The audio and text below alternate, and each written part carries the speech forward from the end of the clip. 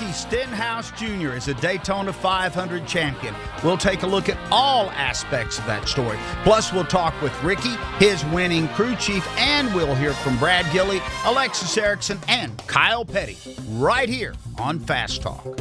Fast Talk on the Performance Racing Network, presented by Toyota. For the latest Toyota racing information, visit toyotaracing.com. And by Coca-Cola Zero Sugar. Is it the best Coke ever? Try it today. Now here's the host of Fast Talk, Doug Rice. After 212 laps at the Daytona International Speedway, Ricky Stenhouse Jr. picks up NASCAR's ultimate single-day prize and wins the 65th running of the Great American Race. I'm Doug Rice, joined in studio by Kyle Petty and Alexis Erickcon, and in our remote facility somewhere down in Texas at a hidden base, it's Brad Gillie. Brad, I know you also spent a lot of time down in Daytona prior to the 500. Your takeaway on Ricky Stenhouse Jr. finally grabbing the brass ring? Man, what a great day for him. What a great day for JTG Doherty Racing. All the excitement. I mean, you look at all of the things that happened with this Daytona 500 victory. A small one-car team that really struggled last year. You know, they only got one top five finish at Dover. That was it. And now they come into the Daytona 500. They're winners. They're locked into the playoffs. They're locked into the all-star race. But really the way the entirety of Speed Weeks played out, I thought was pretty interesting because I truly don't know that we had a real sense of what teams, what manufacturers, or anybody who was going to be good. And if you look at 52 lead changes among 21 drivers, I would say a lot of people were pretty good. Kyle Petty, is this an example of the little engine that could? Yeah, but at the same time, you got to look at Ricky Stenhouse and say the little engine that should, because he's been there so many times. Last year, he put themselves in that position and was leading with, 5 or 6 laps to go or whatever, and gotten another accident. He just knows how to get it done on these speedway racetracks. This is where his wins come. He runs like this at Talladega. Remember a couple years ago, it's Ricky Stenhouse hits everything but 2 wreckers in the pace car down there, you know. But he fought his way to the front because he's an aggressive driver, and that's what it takes in these situations. And Ricky's the type of driver on a speedway that wants to be up front. He doesn't want to ride around at 15th. He doesn't want to ride around at 20th. But tip of the hat to JTG. These guys have ground it out, just grinding it out. Blue collar, get it done, get it done, get it done. And finally, they're rewarded with the biggest prize in NASCAR on any given Sunday. Alexis, a little bit later on, we'll hear from Ricky. We'll also hear from his crew chief, Mike Kelly. But Kyle kind of alluded to this. Most of the time over the last 5 or 6 years when we've talked about Ricky Stenhouse, it's been 2 things. Ricky's in a big wreck. He was over-aggressive, and he called it. And, oh, by the way, he was dating Danica. So he gets to put all that stuff in a box now and put it away. Yeah, I think so. I mean, certainly we know him to be an aggressive race car driver, but we also know that sometimes aggression is what gets wins. And just like Kyle Petty said, he has a way of getting to the front of the field at the end of these super speedway races, and it's paid off for him. I know he's been a long shot. People have called him a long shot at these races for years, but as far as I'm concerned, I think he's somebody that you can look at as a dark horse every single time we go to speedway races. And, this just shows how much that is true. Single car team, JT Doherty, like Kyle said again, has been in this game for so long. 2-car team. They decided to go down to a 1-car team. The first time single car team has won since the Wood brothers in 2011 with Trevor Bayne. Big deal for that team. So Brad Gillie, I don't know that it's coincidence, and I don't believe in coincidence. As we were talking about how aggressive Ricky Stenhouse Jr. is, the guy that finished second, Joey Logano. Aggressive, follows him around. So maybe that's what you got to do when you go to Daytona. Yeah, or you know what? Maybe this was just simply the year of that. I mean, there were other drivers who were in the mix late that aren't necessarily aggressive, but they bide their time. You take Austin Dillon, for example. As we were coming to the end of regulation, he and teammate Kyle Busch were both starting on the front row. And both of those drivers, I wouldn't necessarily call aggressive when it comes to speedway racing. But my gosh, when you get to that last overtime finish and you've got Ricky Stenhouse Jr. just starting somewhere near the front, and the good thing that happened for him is he had a friend behind him, not just a manufacturer friend, but also just a friend, period, and Kyle Larson that was able to really push him up toward the front. and he had the lead at just the right time. Who knows what would have happened if they would have been able to come back around to turn 4, what Joey Logano might have been able to do on the outside. But I think Ricky Stenhouse Jr., Ed Logano were aggressive when they needed to be, and that was at the end of the race. Kyle, we talk a lot about teammates at Daytona. I felt like this race, it had that potential, but it never paid off. We had the two RCR cars running together. At one time, we had Brad Keselowski and Chris Buescher teamed up. But at the end of the day, teammates were not able to cash the check. No, and you know, but it's listen, and I say it all the time, and I said it down there this week. I was down, you know, and you watch the duels, and you watch practice, and they all go out and they play together, you know, and it's like, oh, this is, you know, the Fords are going to do this, and the Chevys are going to do it, and the Toyotas, and we see it no matter what. Even if it was the race had run clean, when it gets to those last 5 or 6 laps, you got, you know, Brad Kay and Chris Buescher. Hey, Brad Kay's going to pull out on you, buddy. I don't care if you are his teammate. He's going to pull out on you.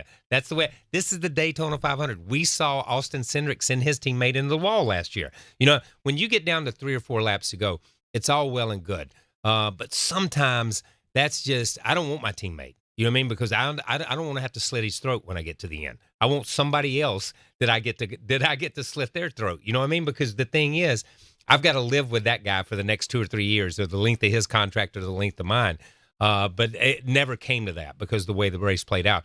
But it did appear that we were going to have 2 Childress cars against 2, Roush Fenway Racing, the RFK cars, against 2 Penske Fords or whatever it may be. You know, I think sometimes, too, we talk a lot about teammates, but I think manufacturer probably comes into play more than the teammate aspect does, so to speak. Yeah. But then you also have situations, too, like where Ricky Stenhouse said, you know what, when it came down to the last choose, I was happy to see the Ford of Joey Logano behind me because I knew how strong they were and how powerful they were all day. So, you know, a Chevrolet saying, hey, I wasn't too sad to see a Ford behind me. But I'm going to say this. I think of you know, every now and then we and NASCAR will change the rules, and you watch the race and you're thinking, well, they could have left the rule the way it was. The change rule affected this race. The change rule had a big effect on the outcome of how this race played out. And I think it was a positive outcome to how this race played out because it did exactly what you're talking about. Where I looked in the mirror and I see a Joey Logano, I want Joey Logano there. I don't want him in front of me because I know I can't get around him, but I want him behind me. Brad, one last thing here. Are we going to be talking about Ricky Stenhouse Jr. all season long? Not at all. Not at all. With no disrespect to JTG Doherty Racing. I just, you know, unless they can go to Las Vegas where Ricky's won in the Xfinity Series or some of these other tracks and they find speed, we still don't know really which manufacturers are going to be the biggest beneficiaries of the subtle changes that they made to the bodywork on the next-gen car. Honestly, I think the only time we're going to talk about Ricky Stenhouse Jr.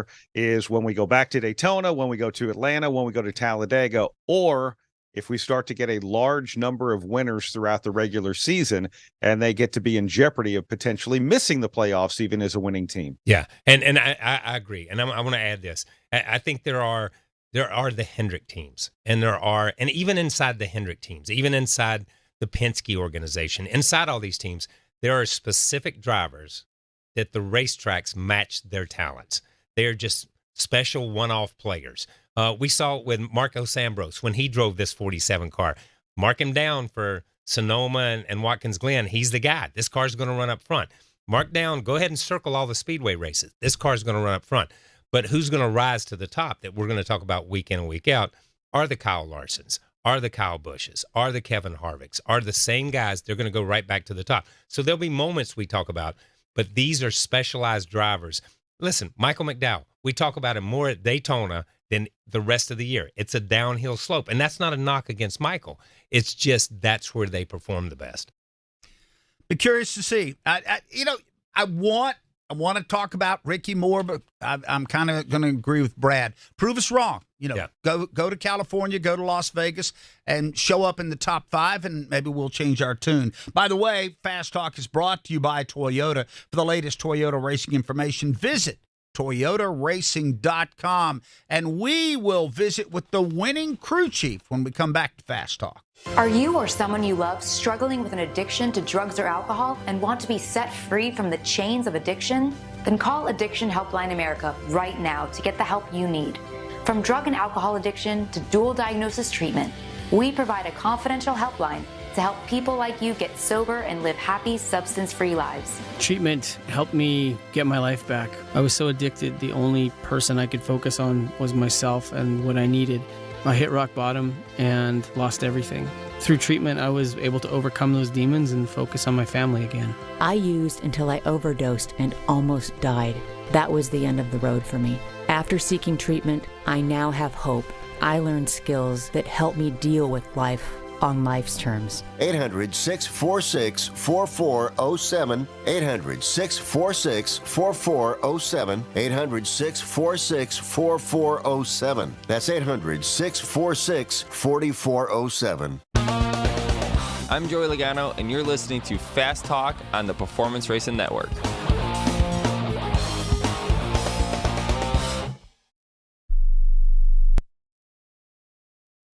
I'm Paul Shadden Charlotte with Kathy Martindale in Nashville here on ZMAX Racing Country. Going to Nashville, Kathy and Thomas Rhett. Dirk Bentley said that your album blew his mind. That's probably one of the highest compliments you could get. Yeah, if Dirk likes it, then you know that hopefully some people are going to like it. We're so proud of bringing you the best singers in country music and the biggest stars in NASCAR. ZMAX Racing Country, music from the fast lane. From the Granite State of New Hampshire down through North Carolina and all the way to California, the Speedway Motorsports Incorporated footprint is truly national. Start your engine! This is Bristol. Hey, drivers, light these bad boys up! From zero to wow. We've got a car in trouble, and that, guys, will bring out a caution. Fans are on their feet. SMI action is never ending.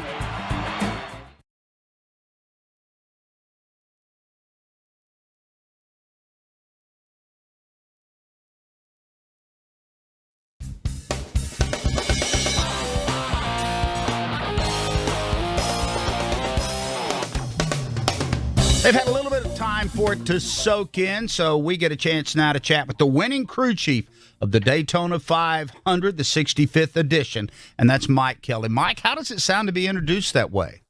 Man, it sounds pretty incredible. I'll take that anytime you can get it. You know, it's so cool talking in the offseason about how you and Ricky have been reunited as a driver crew chief combo after a couple Xfinity Series championships together and running together in the Cup Series. But obviously you have a good history at JTG Doherty Racing, but seeing you back on the pit box, just speak to that, Mike, what it's like to get back to victory lane and do it so quickly. It's pretty incredible, to tell you the truth, right? It's something dreams are made of. This is how it's felt.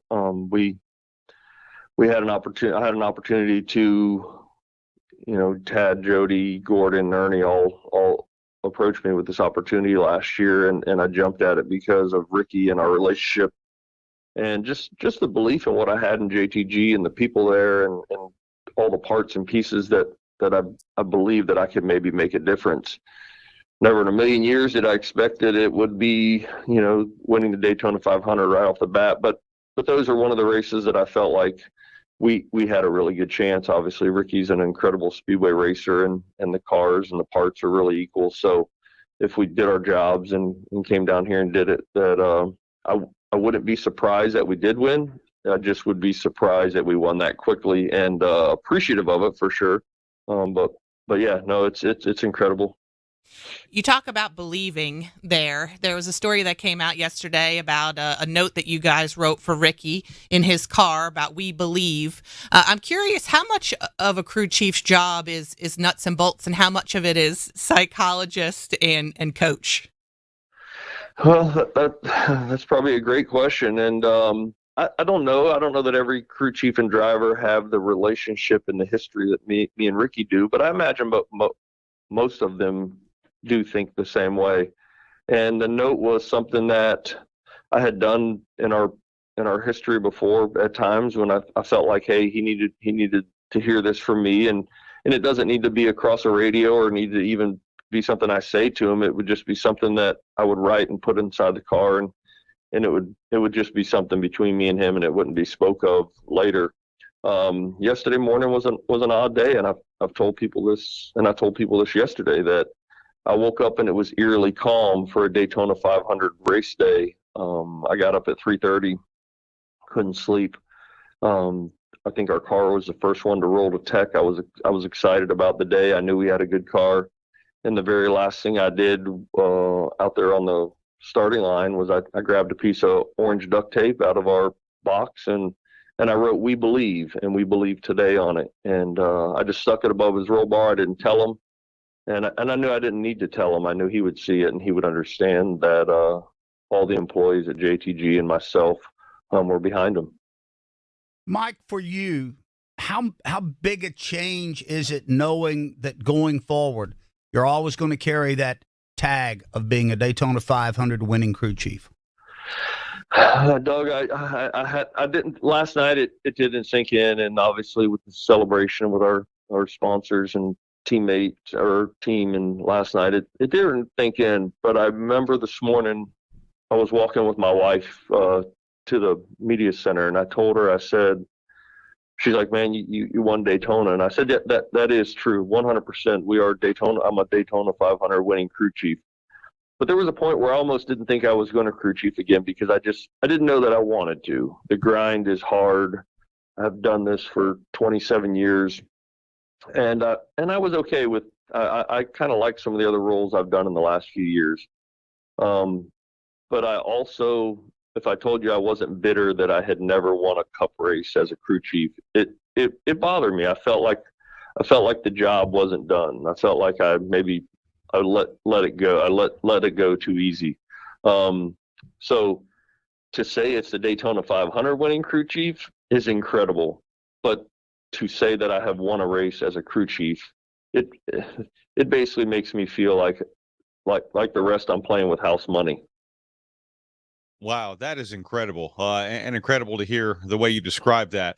Well, are you playing with house money now for the next 25 races? Obviously, you're qualified for the playoffs today. There are never any guarantees depending on number of winners. But how do you feel now moving forward, heading to California this weekend, not having to worry about getting that win, getting in the playoffs? Well, super excited about that opportunity that we might, that's I try and slow some of my guys down. I'm like, hey, we all watched last year and how many winners there were, and hopefully this is enough to keep us in the playoffs. But if not, our goals are still the same as what they were this year. We talked about it weekly at our shop of what it would take to put ourselves in position, and that's to run more consistently than they have in the last few years. Like our goal is to when the 47 rolls out, or when it's seen on track, that they say, man, Ricky just finished top 10, or Ricky finished 11th today. Just be more competitive on a more consistent basis. And I know he can do it. And I know we have the people to do it. And I know we have the cars to do it. So yeah, it's amazing that we might possibly be locked into the chase already this early. I'm really ecstatic. I'm hoping that somehow that locks me into the feature at North Wilkesboro. For a guy who's been in this sport so long and never got a chance to go up there, I'm really excited. That was the very first thing that entered my mind was, man, I'm going to get to race at North Wilkesboro. So I'm excited about all that comes to us from it. I'm excited for our sponsors and what it means to them. And I'm really excited for Gordon and Ernie and Tad and Jody, the ownership group, of what it means for them and their hard work they put into it. You talk about goals there, and I'm curious, everybody starts out the year with goals, right, of what they want to accomplish for the year. Does that shift now? You guys have got a checkered flag, you've got a trophy. Do those goals now move in a different direction? Well, the goal to win a race, you could mark that. Ray Abraham, when I worked for him, he was huge about marking check boxes and saying, okay, we've done that. So obviously to win a race, that's done. My goal now would be to win a standard oval track race, right? Or win on a road course, something other than a super speedway, so that in our sport, in our sport, you would solidify this one, right? Super speedway races are great, and it takes a craft. Ricky Stenhouse Jr. has won 3 of these. I hope no fan out there thinks this is luck that he did this. This kid is really good at these types of races. He was leading this race with 4 laps to go last year and got wrecked. But our whole team's goal has been to, like, we almost won Texas last year, and we were leading Atlanta, and we were running good at Kansas, and there was some really good races for this team. That's our next goal. Like, win one of those races, finish top 10 more than 8 times, finish top 5, 5 times, push the team to a level that it hasn't been at, and that's our next goal. Well, Mike, congratulations. You get some nice bling to go along with this, by the way.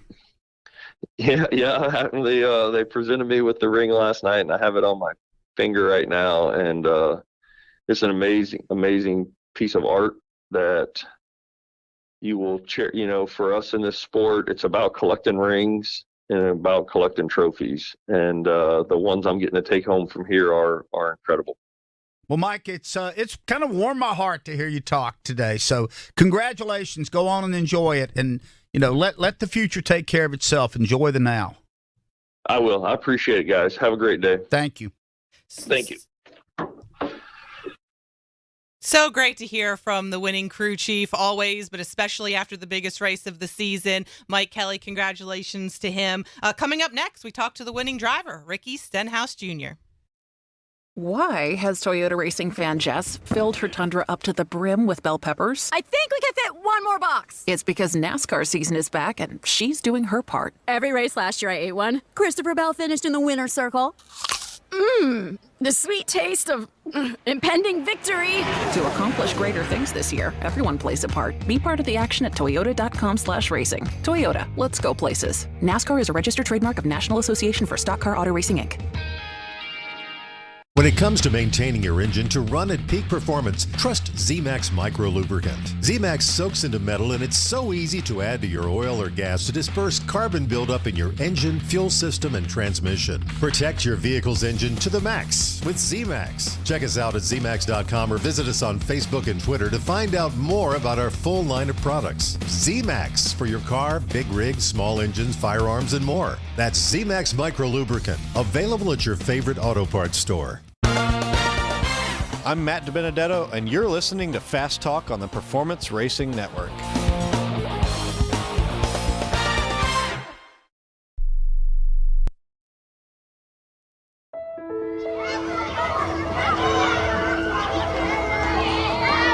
Hey, I'm Corley Joy for Speedway Children's Charities. The mission for Speedway Children's Charities has remained true since its founding almost 40 years ago: to care for children in educational, financial, social, and medical needs in order to help them lead happy and productive lives.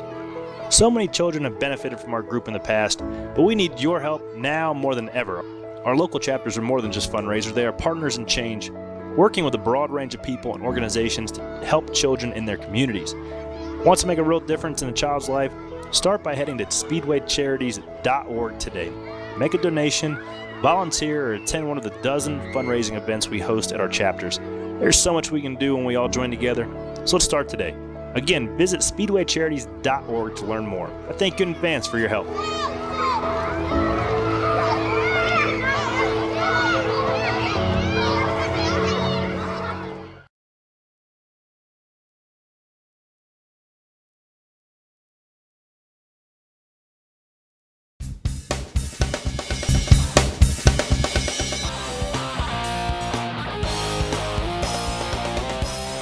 Welcome back to Fast Talk. Doug Rice along with Brad Gillie and Alexis Erickcon, and we are thrilled to be talking with the Daytona 500 winner, and that is Ricky Stenhouse Jr. And Ricky, first off, congratulations.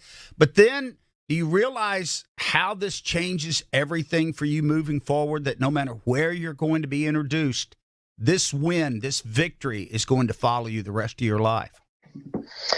Yeah, this is huge. I told the guys, and hugging my dad after the race, I was like, we finally did it. I mean, this is the the peak of races that you want to win, or that you can win or have the opportunity to win. And so I realized that. Obviously, my good buddy Trevor Bain, I was hanging out with him when he won here, and I think it was 2011. And this is a career defining moment race, and it's just super cool to get this whole race team in victory lane. I felt like we've had opportunities at points throughout the last few seasons to get it done, and we felt like a year ago we had it in our grasp, and leading with 4 or 5 to go there, and not getting the job done. But it was cool to finally get that moment, to do it again, and we seized it. We won. It was an amazing day. Ricky, last night you told a story in your post-race press conference about going to Daytona as a teenager with Bobby Hamilton and watching him win in a Truck Series race there and being a part of that. And what was that like? How often have you thought about that moment going down to Daytona and what it would be like if you were the one being interviewed, maybe with some kid standing behind you? Yeah, I mean, I've thought about it since that moment. I'm always one that, I only normally kind of worry about what's going on and what I'm doing. So when I was racing dirt cars, I was thinking about racing dirt cars for a living, and that's all I wanted to do. I didn't think too far ahead. I didn't, I wasn't, daydreaming about, getting to NASCAR and, winning cup races or nationwide series championships. I kind of stay in the moment of what I'm doing. And so, but the first time I came down here, that story that I told of coming down with Bobby Hamilton, I've thought about racing at Daytona and winning at Daytona, getting to victory lane, and we were able to do that in 2017. And I felt like that's when I really gained confidence of being able to win here at Daytona. It's always tough to think about when you haven't done it before. And so, we knew where victory lane was. We've been here before, and I knew the guys were going to give me a good race car. And so when we were able to put everything together, all the stars aligned, and here we are. But man, I think that was 2006, my first time here at Daytona, I believe. And so it's cool to spend this Daytona 500 win with some of our greatest supporters in my racing career here, friends and family, and an awesome race team.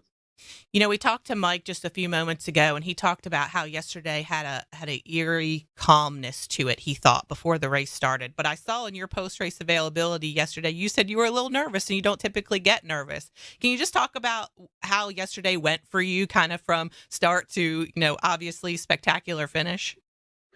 Yeah, I mean, I would agree with Mike. It was a kind of super calm. It was one of those, like, kind of all day for me. I felt like things were like, time was going slow, but there was a lot of chaos around us, right? I mean, it's Daytona 500, sellout crowd, infield, the grandstand, you have driver intros.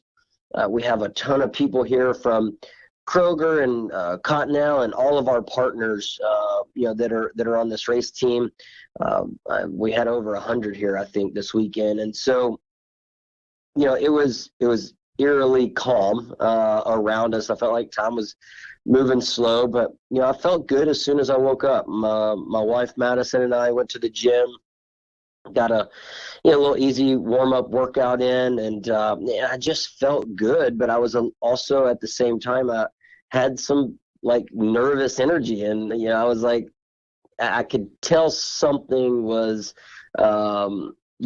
at least going to be achievable today, and we were going to be in a position to go race for the win. And when the caution came out as we were serving our pit road penalty, and we missed the wreck where we were just in that chaos, I was like, here's our opportunity. So far it's playing out exactly like we needed to, and I was like, we just got to finish it off from here.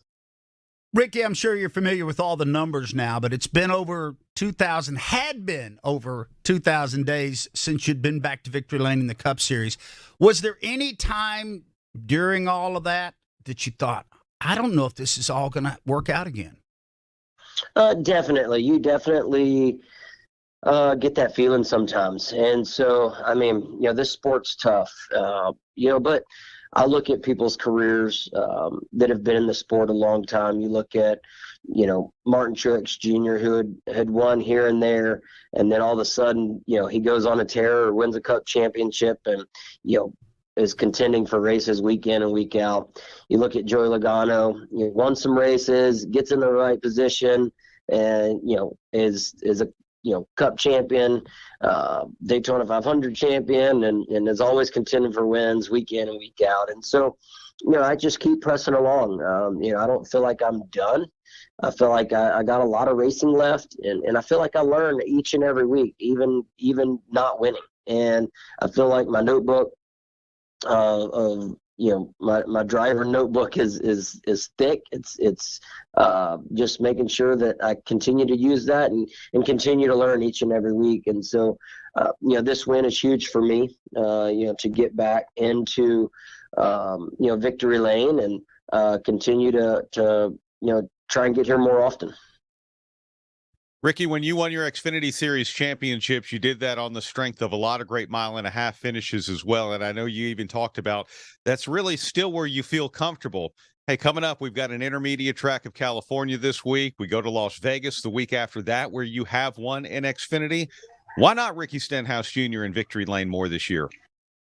I feel I'm excited with the gains that I feel like we made this offseason. We are pumped up for, these mile-and-a-half racetracks. We feel like what we've learned with Chevrolet this offseason, with our alliance with Hendrick this offseason, we feel like those racetracks we should be better on. And I felt like we were already pretty decent on those racetracks last year. And, we qualified in the top 10 at Fontana last year. We finished 10th. Las Vegas was a great racetrack for us. Short tracks are where we struggled, and we spent a lot of focus this offseason on our short track program. And we went to the test in Phoenix, and we weren't the best car by any means, but we felt like we closed the gap to where we were there for the championship race weekend. So looking forward to seeing all the races play out here and see what we learned, come to life on the racetrack. I want to go back to yesterday's finish just really quickly. There's a lot of talk about how long it's been since a single car team has won the Daytona 500 all the way back to, I think, the Wood brothers with Trevor Vane in 2011. And when we come to these types of racetracks, there's always talks about teammates.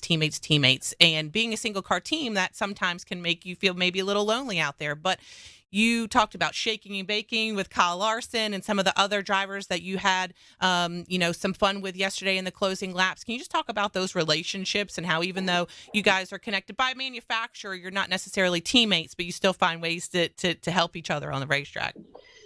Yeah, we had a lot of Chevy, meetings this week, and so I felt like I had more teammates out there than, what we've had in the past. So that felt good. I knew that, my move down the back stretch to get by the 22, I knew the 5 was going to go with me as long as he was clear at the same time. So, it's part of speedway racing. When you come down to, a green, white, checkered, you had every manufacturer in the top 4. So there was really no teammates with each other as far as pushing goes. It always turns into a free for all. So I just wanted to be leading and have everything shake out the way it did, is what it is. All right, Ricky, watching on television last night, so you do the interview out on the front stretch with Jamie Little. Part of me said, I don't know that it's hit him yet, exactly what's happened. You finish the interview, then you go and try to climb out of the stadium. So talk about trying to do your best Spider-Man on the fence, and I was impressed with the pull-ups you were able to do afterwards. Oh, thank you. Yeah, all my guys said that we were going to climb the fence, and when I got done doing the interview with Jamie, they were gone. So I was like, well, I guess I'm going to climb it myself. And when I got to the top, I was like, man, I got a pretty good hold on this cable. So I just the fans were cheering, and I figured I'd give them a few pull-ups there. So I was feeling fresh, the adrenaline was going, and we were just super excited and pumped up. Well, Ricky, thank you very much for your time. Congratulations going forward. You get the ring, you get the trophy, and you'll always be introduced as a Daytona 500 champion. And I don't know that anything gets much better than that. Thank you. It does not right now, that's for sure. Daytona 500 champion sure looks good on Ricky Stenhouse Jr. Coming up next, did we really learn anything from Daytona? This is a true, sad story for ADT, the leader in home security systems. My favorite dog, Oliver, was stolen from our garage recently. If I had a camera system installed in my home from ADT, I would have known exactly what car possibly pulled up in my driveway and stole my little friend. If I had a security system from ADT, my dog would still be here. I called ADT this weekend, and they're coming out in a few days to install a camera and a new security system. Unfortunately, it's a little too late for me. Listen, protect everyone you love in your family. Call ADT now. Have them come out and give you a quote to install a full security system in your home. Don't let it be too late for you. Call right now. Paid for by the Home Security Hotline. 800-402-7119. 800-402-7119. 800-402-7119. That's 800-402-7119. I'm Chase Elliott, and you're listening to Fast Talk on the Performance Racing Network.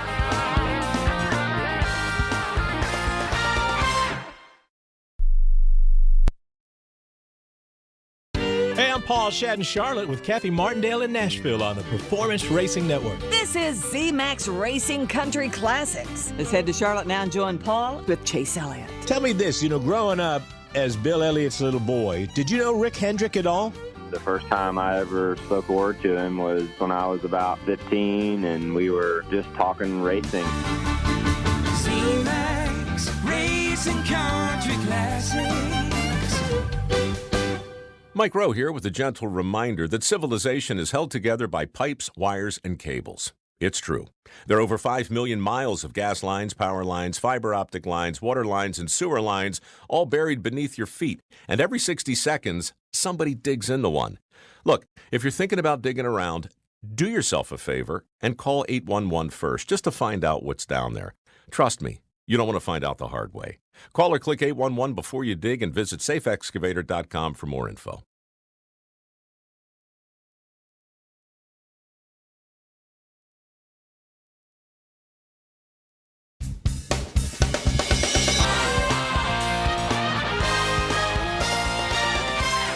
Fast Talk here on PRN. By the way, time now for the Toyota Performance Report presented by Toyota. For the latest Toyota racing information, visit toyotaracing.com. Top finishing Toyota, Christopher Bell finished third. Second highest finishing Toyota, Brad. What do you think about this? You know who it was? Come on. Travis Pastrana. Travis Pastrana. Wow. Amazing. Finished 11th. Way to go, Travis. Martin Truex Jr., 15th. Hamlin, 17th. 20th to Bubba Wallace. And Ty Gibbs comes home 25th. Way to go, Travis. Made the show and got him got finished in 11th. Brad, outside of the fact that we know that Ricky Stenhouse Jr. won the race, and it was the longest race ever at Daytona in terms of laps turned, did we learn anything else? I don't really know that we did. I mean, there's a part of me that wants to look at penalties, and we did have a good handful of pit road speeding penalties yesterday, including Kyle Busch, including our race-winning driver, Ricky Stenhouse Jr. But I don't even necessarily know that what we saw on pit road is going to tell us anything about this week. With so many fuel only and 2 tire stops and all of that, I think we might know something about when we come back to Daytona for the regular season finale, but I don't know that we know anything about the rest of the season yet. Kyle Petty? Yeah, I don't think we did. I don't think we as fans learned anything. Okay, because it's like the LA Coliseum is a quarter-mile racetrack. It's an anomaly. We don't run those, so you don't learn anything there. You go to Daytona and you run this. It's a speedway race. So we've got an idea of what July is going to look like and what Talladega is going to look like. So we've got a little bit of that. But I think the teams learn. I think the teams take things away.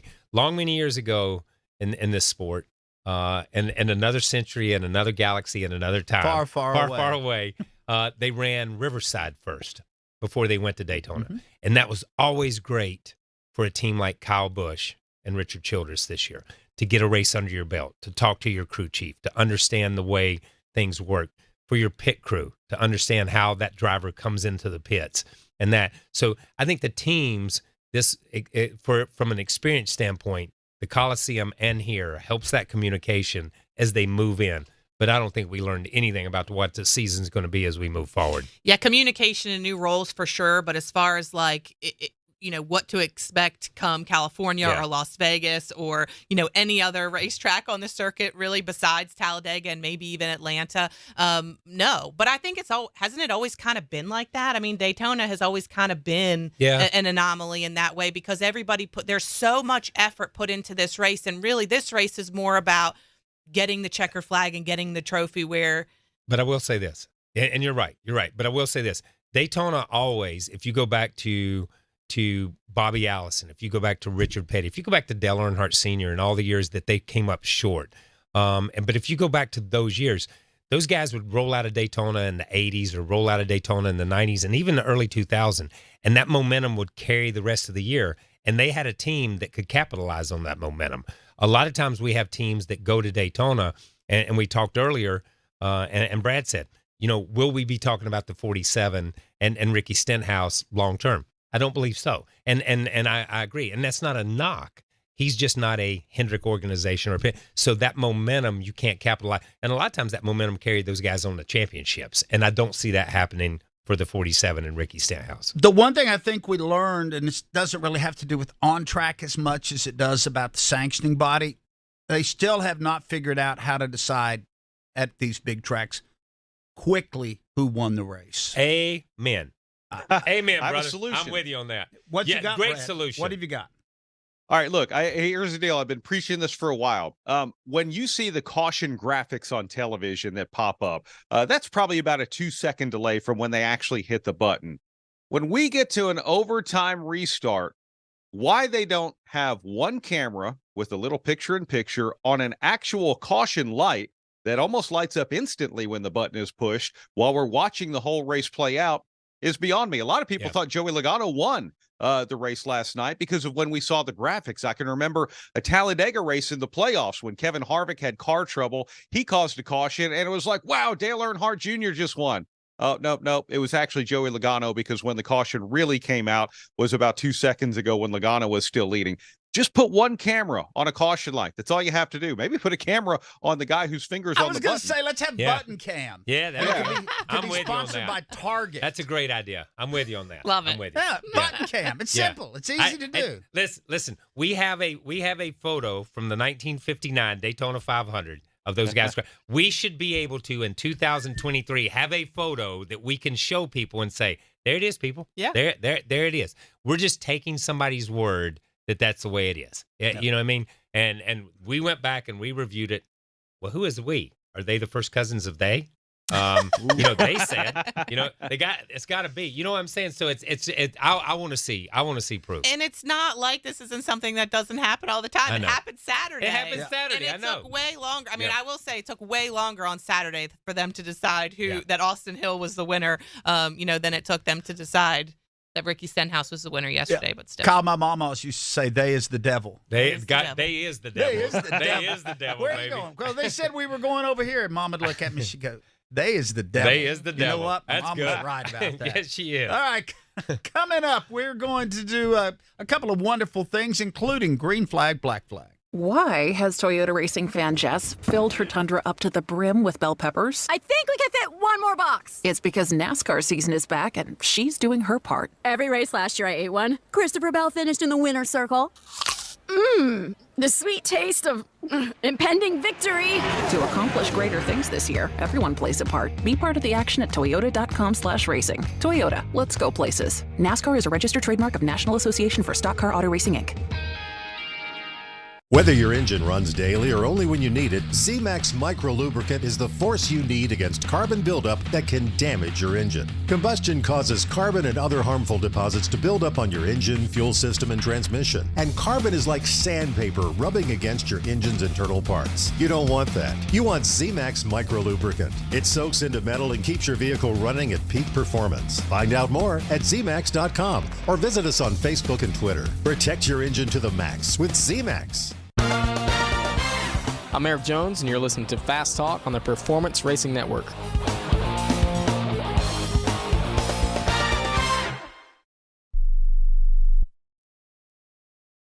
Time to pull down on the handle and start rolling them here at Las Vegas Motor Speedway. The green flag flies at the Atlanta Motor Speedway. We're about to contest the Coca-Cola 600. We're racing at Texas Motor Speedway. Now Keselowski goes way up the racetrack. Here comes Harrison Burton. He rockets to the lead. Trouble. Car goes around. It's Chris Buescher. Joey Logano battles to the outside. They come back to the start-finish line. Bubba Wallace looks inside. And now here's Byron. Takes a quick left to block him. They head back to one. Here goes Ross Chastain. He's going to the bottom of the racetrack. Bubba goes up. Blaney hits the outside wall off of turn 2. Can Christopher Bell do anything with him? He gets down to the bottom of the racetrack. Briscoe dives to the bottom of the racetrack. Side by side. They get loose. They spin. Now Tyler Reddick does a 360. So does Briscoe. Heading into turn number 7 as he wraps it around. The crowd is cheering for Daniel Suarez here on this final lap. Allmendinger gets into Alex Bowman. Ross Chastain back out to the front for the final time. This is PRN.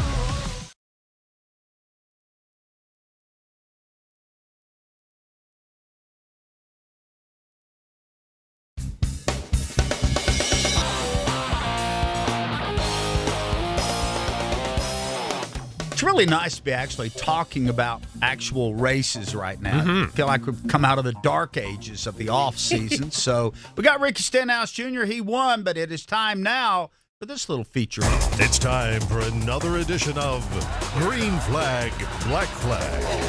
That's right, the game that's been called more challenging than the Daytona 500. Ladies and gentlemen, here it is. We read a statement. If our panel agrees with the statement, they give it a green flag, and we get this. We kind of do. Yeah. Is it not? Okay. Yeah, that's good. That's close. Zing, zing. That's right. Zing, zing. Okay. And if they disagree, they give it a black flag and... Okay, here we go. We'll have all that later. Alexis is doing the sound effects today, folks. Okay. Alexis, stay on that job. You're doing well. I want to start with Kyle Petty on this. RFK's success yesterday suggests good things to come for them in 2023. RFK. Well, I think it balances out their performance at in the Clash. Let's go back to that. So I don't know if it says good things. I think I think they'll be a lot better this year than last year. So and from that step, I will say I'll give them a green flag because they will be a step up from where they were last year. All right. How about it, Brad Gillie? I'll say black flag. I don't think yesterday tells us anything about what they're going to do. I think the Clash may give us a better indication, but hey, until they show us something, then we'll see. Oh. All right, Doug Rice. I'm holding hands with Brad Gillie. Black flag. Wow. Well, they're on the volume button on that thing, aren't they? One time it blasts out, just so everybody knows, I'm no longer doing the sound. No longer. Okay? That's not it's Alexis not anymore. We're me. working out the bugs. I say black flag too, and the reason why is because if you remember, RFK had a pretty decent speed weeks last year. Yeah. Won a duel, and then Did they really? their Won both duels last year. Yeah, they won both duels. So, wow. Their season went on to be not as spectacular, I'm sure, as they had hoped. So, TBD. But as of right now, I'm picking the black flag. Okay, green flag or black flag? Kyle Petty's dumber this year than he was last year. Okay. Hey, Green you might flag, be the genius in this. Okay. All right, let us go to Brad Gillie, first of all, on this one. The Daytona 500 should always end under green. This might be unpopular, but I'll say black flag.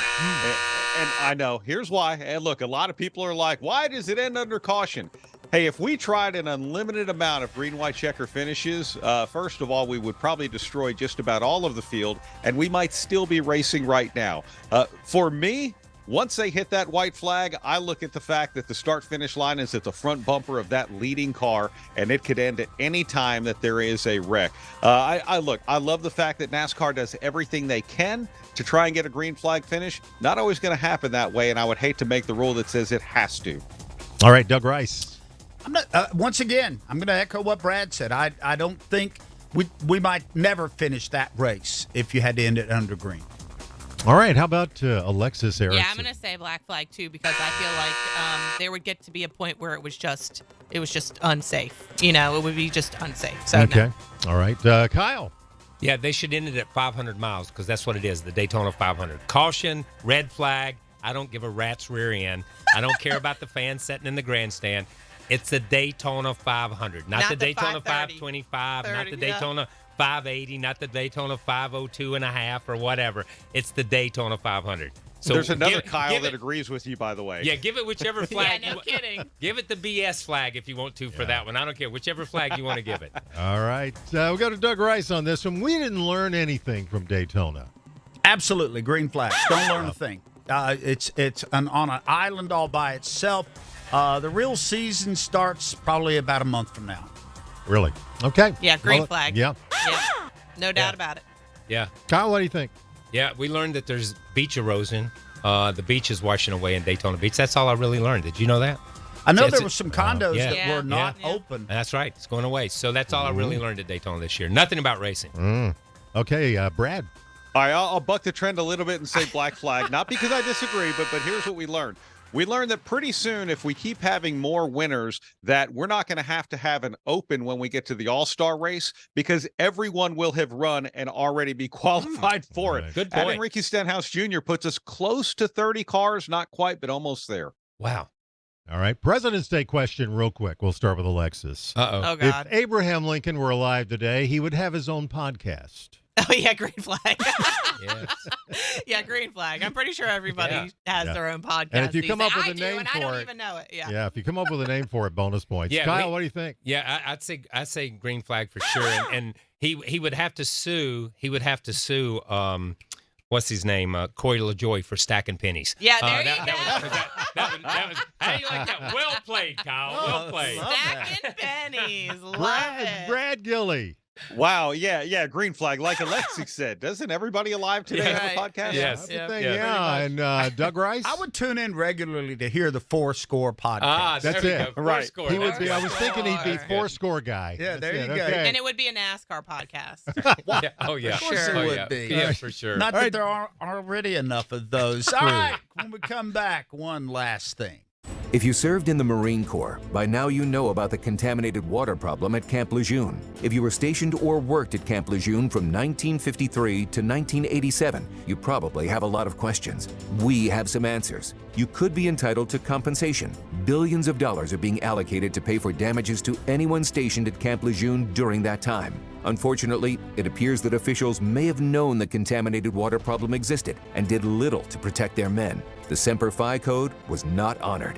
If you or someone in your family has developed a serious illness, including various forms of cancer, call this Camp Lejeune legal support line right now. You can't turn back the clock and change what happened, but you can certainly call right now and learn your rights as a Marine. Here's the number. Call 800-296-1437. 800-296-1437. That's 800-296-1437. Paid for by Legal Alert Line. I'm Austin Dillon, and you're listening to Fast Talk on the Performance Racing Network.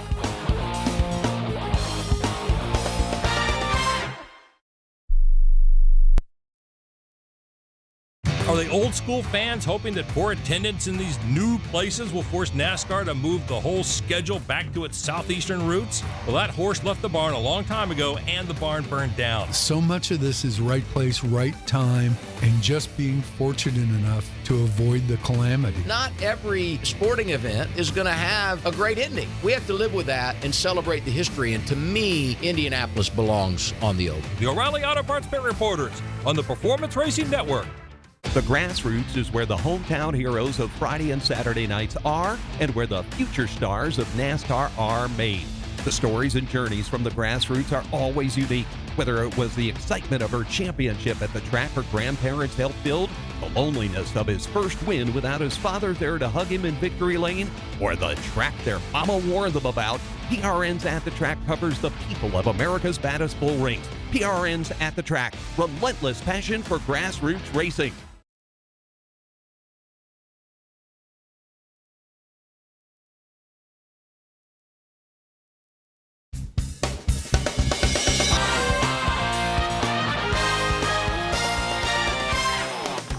It's been a lot of fun today. Thanks a lot for the folks at NASCAR for arranging us to get interviews with Ricky Stenhouse Jr. and, of course, his winning crew chief. So we appreciate that. It was nice to chat with Mike Kelly. He had a great story to tell. It is time now for this little ditty.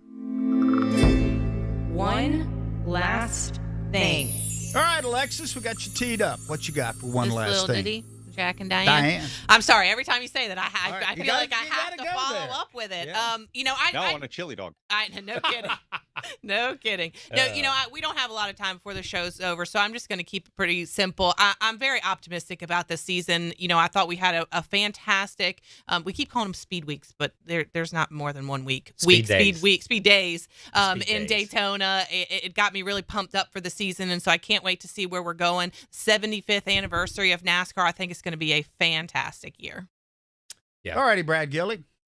All right, you mentioned podcasts, and I will say this. We have a lot of great programming here on PRN and several different shows, most of which can be heard as podcast as well, but on great affiliates throughout the country, from our grassroots racing show, Lenny Baticki's At the Track, to Mark Garrow's Garage Pass show, to Fast Talk, to Brett McMillan's O'Reilly Auto Parts Pit Reporters, and our ZMAX Racing Country show, which has two versions, a current one and a Racing Country Classics. You can hear it all throughout the country. Go to goprn.com to either listen to a lot of those shows or find an affiliate near you. It's going to be a big season ahead for them as well.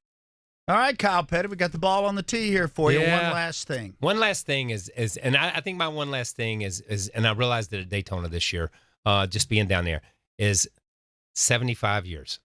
The sport's been around 75 years. And there were guys walking around down there that were there in that very first year. They're still here.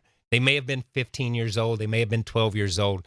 But the history of our sport, we're still very blessed that the history of our sport, as we make new history in the 75th year, we still can reach back and touch a history from 25 years ago and from 50 years ago and from 75. And I think that's a rare thing in any business, but it's a super rare thing in any sport. So I think we're very blessed to be at a sport at a time when we are looking forward, and it's going to be a great year. By the way, NASCAR, nice job on the 75th logo. Looks really great. And this ties into what Kyle said, and we didn't plan this out at all.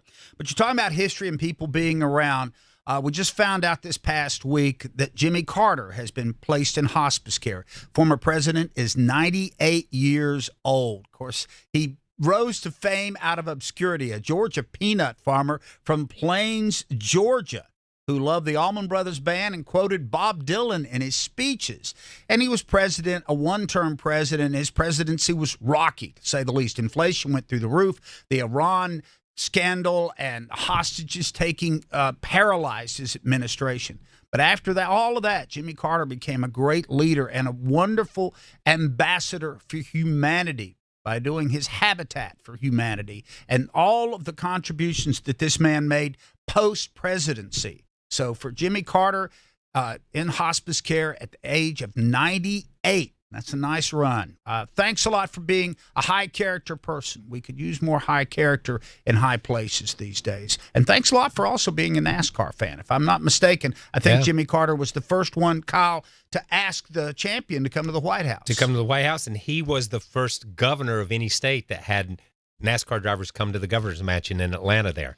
My dad went. When they were a governor. That was a huge deal. That was a huge deal for the sport at that time. So, Jimmy Carter, Godspeed to you, and thanks for being such a wonderful human. Guys, how geeked are you on a scale of 1 to 10 about where we're headed now, Brad Gillie? We're going to California this weekend. The last race at California Speedway, we can assume. So I'm sure that's going to be exciting. And more than anything, I'm looking forward to packing up next week and headed out with the PRN crew to Las Vegas. Once March hits, we're going to be busy. We'll be gone 3 of the 4 weekends of that month with Atlanta, Circuit of the Americas, and so much happening. So it's a great season already, and I look forward to what's ahead. Yeah, I'm at a 10. I'm excited. Yeah, for me what's too. to come. I'm with her. I'm at a 10. I'm ready to see some racing. Let's see some racing. And Auto Club Speedway, just shame when the racing got really good there, they decided to close the place down. We'll see what happens. I'm not holding my breath on a short track in Southern California, though. Thanks a lot to everybody that made this show possible. David Stiles, Kent Bernhardt, Harold Hamrick behind the glass. I'm Doug Rice. We'll be back next week with a whole bunch more Fast Talk. Fast Talk on the Performance Racing Network, presented by Toyota. For the latest Toyota racing information, visit toyotaracing.com. And by Coca-Cola Zero Sugar. Is it the best Coke ever? Try it today. This is PRN, the Performance Racing Network.